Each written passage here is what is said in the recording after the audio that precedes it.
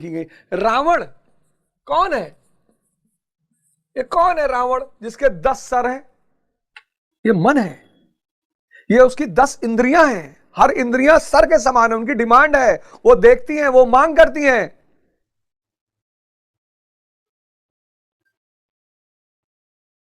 इस विज्ञान को समझने के लिए इसके अलग वैज्ञानिक हैं।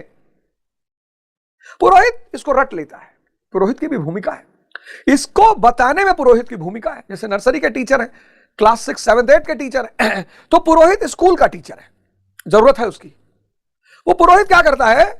पीएचडी की तरह बात करने लगता है, वो वहीं फंस जाता है, वहीं वो अपना भी नाश करता है और समाज का भी नाश करता है। वो स्कूल का टीचर है।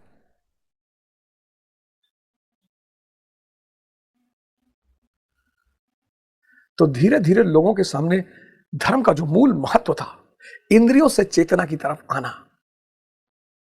पिछला एपिसोड आशा करता हूं आपके लिए बड़ा महत्वपूर्ण रहा होगा, बहुत महत्वपूर्ण।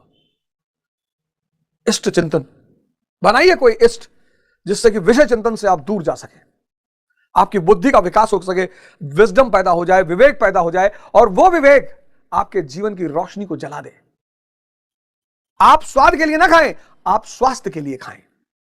आप भोग के लिए विवाह ना करें, आप भाव के लिए विवाह करें। आप शक्ति प्राप्त शोषण के लिए ना करें, सेवा के लिए करें।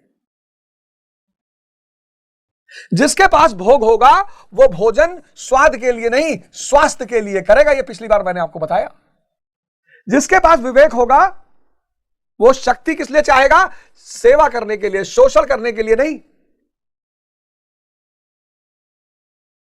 जिसके पास विवेक होगा वो विवाह करेगा भाव के लिए, भोग के लिए नहीं। जिसके पास विवेक होगा वो शिक्षा लेगा ज्ञान के लिए, धन के लिए नहीं। धन तो ज्ञान का बाई प्रोडक्ट है। ये देखो, ये विवेक, विजडम। जिसके पास विवेक है उसके लिए भोजन किस लिए है? स्वास्थ्य के लिए। जिसके पास विवेक है उसके लिए शक्ति किस लिए है? सेवा के लिए। जिसके पास विवेक है उसके लिए पत्नी किस लिए है? भाव के लिए। जिसके पास विवेक है उसके लिए ज्ञान किस लिए है? शिक्षा किस लिए है? ज्ञान के लिए। और जिसके पास विवेक नहीं है उसके लिए भोजन क्या है? स्वाद है। उसके लिए शक्ति क्या है? शोषण। आईएएस बन जाएंगे, टोल को पैसा नहीं देना पड़ेगा। उसके लिए विवाह क्या है? भोग। उसके लिए ज्ञान क्या है? धन अर्जन करने का माध्यम, नौकरी।